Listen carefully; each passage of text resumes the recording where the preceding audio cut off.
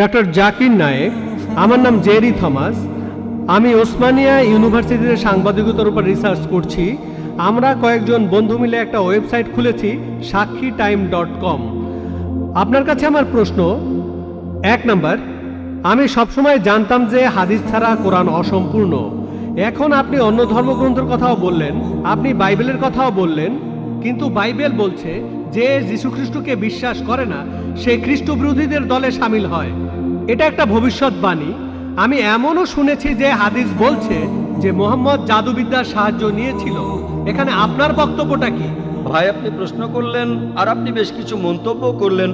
আপনি বললেন যে আপনি জানেন যে হাদিস ছাড়া পবিত্র কোরআন অসম্পূর্ণ। এখানে আপনি অন্য ধর্মগ্রন্থের কথাও শুনলেন। তার মানে ওনার মতে বাইবেলের উদ্ধৃতি দিলে সে কথা মানতে হবে। আর বাইবেল বলছে যিশু বা ঈসা আলাইহিস সালামকে যে বিশ্বাস করবে না সে দোজখে যাবে, ইত্যাদি ইত্যাদি। এখানে আমার মন্তব্য কি? 1 নম্বর পয়েন্ট, হাদিস ছাড়া পবিত্র কোরআন অসম্পূর্ণ নয়। কোরআন একটা স্বয়ং সম্পূর্ণ বই। তবে কোরআনের কথাগুলো বুঝতে গেলে আপনাকে এগুলোর ব্যাখ্যা পড়ে দেখতে হবে। আর হাদিস হলো পবিত্র কোরআনের ব্যাখ্যা, যে কথাগুলো বলে গিয়েছেন নবীজি সাল্লাল্লাহু আলাইহি সাল্লাম। পবিত্র কোরআন একটা সম্পূর্ণ বই, আলহামদুলিল্লাহ, স্বয়ং সম্পূর্ণ। তবে আপনি যদি সেগুলো আরো বিস্তারিতভাবে জানতে চান, তখন আপনি পড়বেন যে কথাগুলো বলে গিয়েছেন নবীজি মুহাম্মদ সাল্লাল্লাহু আলাইহি সাল্লাম। আমরা বলি সহিহ হাদিস। একটা কথা বলি, অন্যান্য ধর্মগ্রন্থের উদ্ধৃতি দিয়েছি, তার মানে এই না আমি মানি যে অন্যান্য ধর্মগ্রন্থ আল্লাহর বাণী। প্লিজ আমাকে ভুল বুঝবেন না। আমি এখানে কোরআনের কথা মতো কাজ করেছি। আল্লাহ পবিত্র কোরআনে বলেছেন, সূরা ইমরানের 64 নম্বর আয়াতে উল্লেখ করা হয়েছে, তাআলা ইলা কালিমাতিন সাওয়াইন বাইনানা ওয়া বাইনাকুম, এসো সেই কথা যাহা আমাদের ও তোমাদের মধ্যে এক। আমি সাদৃশ্যের কথা বলছি।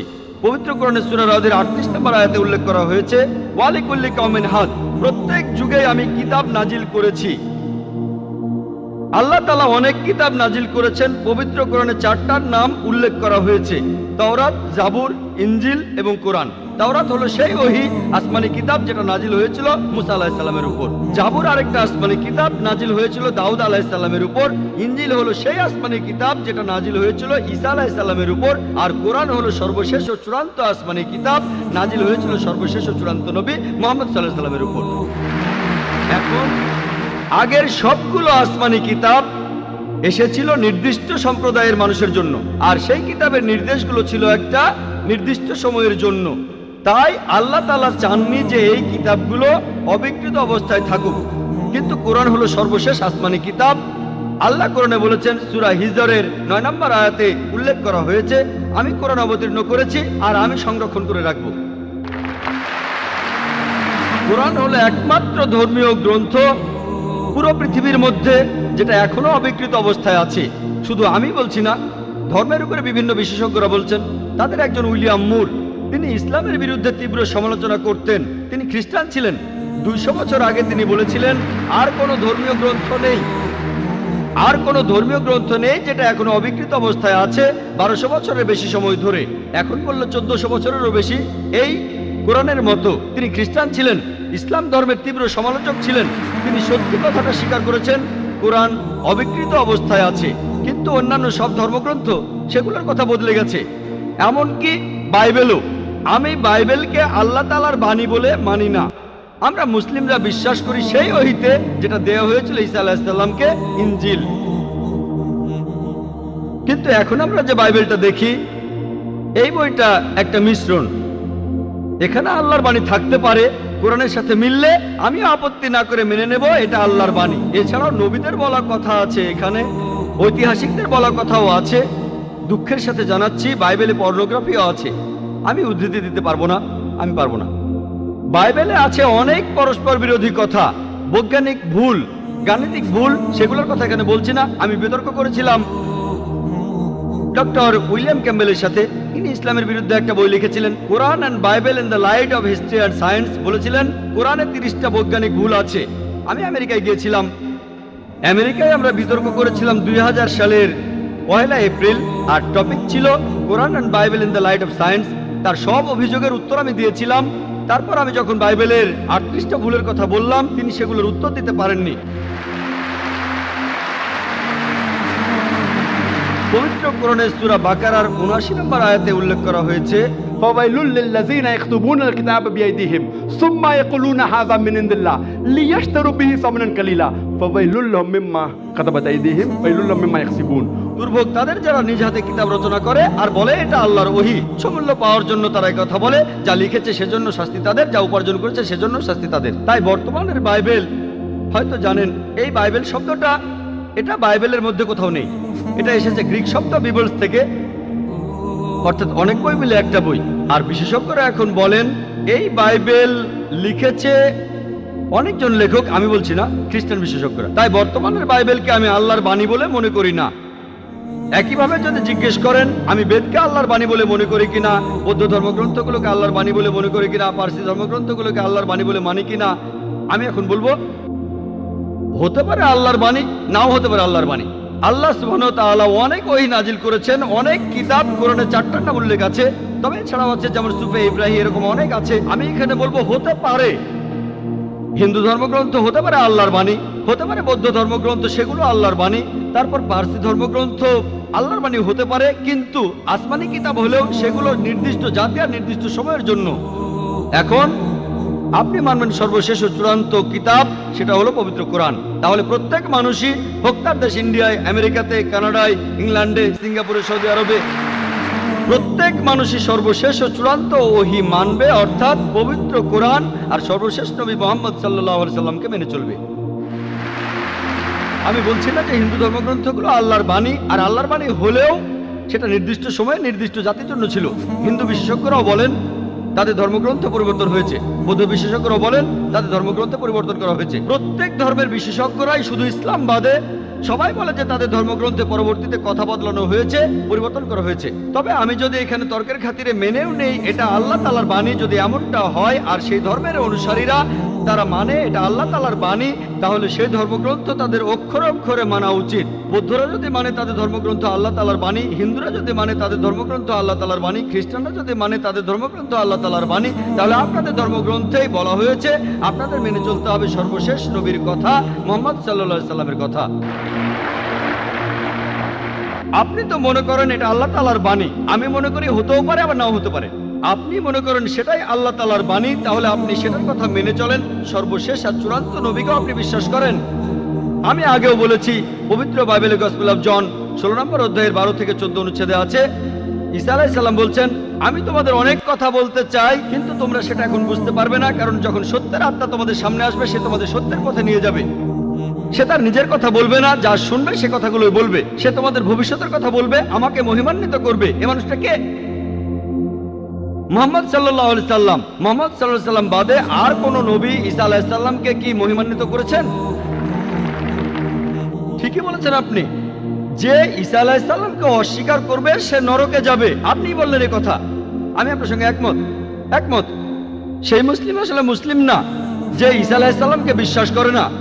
আমরা এখানে বলি আলাইহিস সালাম, আপনি শুধু বললেন যিশু। আমি পারি না, আমাকে বলতে হবে আলাইহিস সালাম যদি ইসলামের প্রতিনিধিত্ব করি। যদি আমি এই আলাইহিস সালাম শব্দটা না বলি আমাকে বের করে দেওয়া হবে। অনভিজ্ঞ লোক এটা করতে পারে, আমাকে বলতেই হবে আলাইহিস সালাম। তাহলে সেই মুসলিম আসলে মুসলিম না যে ঈসা আলাইহিস সালামকে বিশ্বাস করে না। আমরা মানি যে ঈসা আলাইহিস সালাম হচ্ছেন আল্লাহ সুবহানাহু ওয়া তাআলার প্রেরিত রাসূল। বিশ্বাস করি তিনি অলৌকিকভাবে জন্মেছিলেন কোনো পুরুষের হস্তক্ষেপ ছাড়াই, যেটা অনেক আধুনিক খ্রিস্টানি বিশ্বাস করে না। আমরা মানি যে তিনি আল্লাহর আদেশে মৃত মানুষকে জীবিত করেছিলেন। আমরা মানি যে তিনি আল্লাহর আদেশে জন্মান্ধ কুষ্ঠরোগীদের সুস্থ করেছিলেন। মুসলিম আর খ্রিস্টানরা এখানে এক। তবে আমি জানি আপনি কি বোঝাচ্ছেন। আপনি যখন বললেন যীশু খ্রিস্টকে বিশ্বাস করা, তার মানে কি বুঝিয়েছেন? যে তিনি ঈশ্বর, তাই না? ওনার মাইক্রোফোনটা অন করেন। যিশুকে বিশ্বাস করা বলতে কি বোঝাচ্ছেন? নবী হিসেবে বিশ্বাস করা? যিশুর এই কথাটা বিশ্বাস করি, আমি সত্য আর জীবনের একমাত্র পথ। এ কথার মানে কি? এর মানে যীশু খ্রিস্ট হলেন ঈশ্বর। ভাই এবারে বাইবেলের উদ্ধৃতি দিলেন, জনে আছে এই কথাটা। আমি আপনাকে রেফারেন্সটা বলছি, রেফারেন্সটা আমি বলছি, সমস্যা নেই। রেফারেন্সটা কি? জনের 14 নম্বর অধ্যায়। আপনিই বললেন অনুচ্ছেদ। আমাকে বাইবেল দেখে বলতে হবে। জনের 14 অধ্যায়ের 16 অনুচ্ছেদ। ঠিক 16 আছে? নাম্বার না, 6 নাম্বার অনুচ্ছেদ, 16 নাম্বার না। সরি মিস্টার নায়েক, আমাকে বাইবেল শেখানো লাগবে না।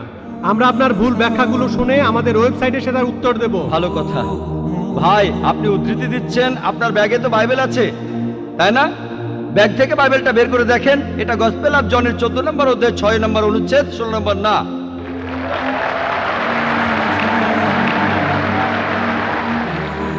আর আপনি বললেন ঈসা মসীহ আলাইহিস সালাম তিনি বলেছেন যে তিনি ছিলেন ঈশ্বর। আপনার প্রশ্নতে পরে আসছি, প্রশ্নের উত্তরটা দেওয়ার আগে আমি একটা কথা বলে নিই। আমি বাইবেল পড়েছি, গোটা বাইবেলের মধ্যে পরিষ্কারভাবে বলা এমন একটা কথাও নেই যেখানে যিশু বা ঈসা আলাইহিস সালাম নিজে বলেছেন আমি ঈশ্বর আর আমার উপাসনা করো। যদি কোনো খ্রিস্টান আমাকে দেখাতে পারেন গোটা বাইবেলের মধ্যে পরিষ্কারভাবে বলা মাত্র একটি কথা যে ঈসা আলাইহিস সালাম নিজেই বলেছেন যে আমি ঈশ্বর আর আমার উপাসনা করো, তাহলে আমি ডক্টর জাকির নায়েক আজকেই খ্রিস্টান ধর্ম গ্রহণ করব। আমি অন্য মুসলিম ভাইদের পক্ষ থেকে এই কথা বলছি না, আমি আমার মাথাটা তরবারির তলে রাখছি। আমি বিভিন্ন ধর্মের উপর একজন ছাত্র। আপনি বাইবেল পড়েছেন আর আমিও পড়েছি বাইবেল। আপনি বললেন যে আপনাকে বাইবেল শেখানো লাগবে না। ঈসা আলাইহিস সালাম এই কথা নিজেই বলেছেন, সত্যকে খোঁজো, সত্যই তোমাকে মুক্ত করবে। ইনশাআল্লাহ আজকে আপনি সত্য দেখবেন আর ইনশাআল্লাহ সত্য আপনাকে মুক্ত করবে।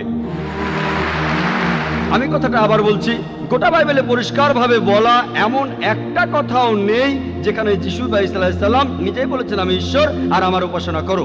আপনারা যদি বাইবেল পড়েন, ঈসা আলাইহিস সালাম তার নিজের মুখেই বলেছেন, এটা আছে গসপেল অফ জন 14 নম্বর অধ্যায়ের 28 অনুচ্ছেদে বলেছেন আমার পিতা আমার চাইতে মহান। গসপেল অফ জন 10 নম্বর অধ্যায়ের 29 অনুচ্ছেদ আমার পিতা সবার চাইতে মহান। গসপেল অফ ম্যাথিউ 12 নম্বর অধ্যায়ের 28 অনুচ্ছেদ আমি ঈশ্বরের আত্মার সাহায্যে শয়তানকে তাড়িয়ে দেই।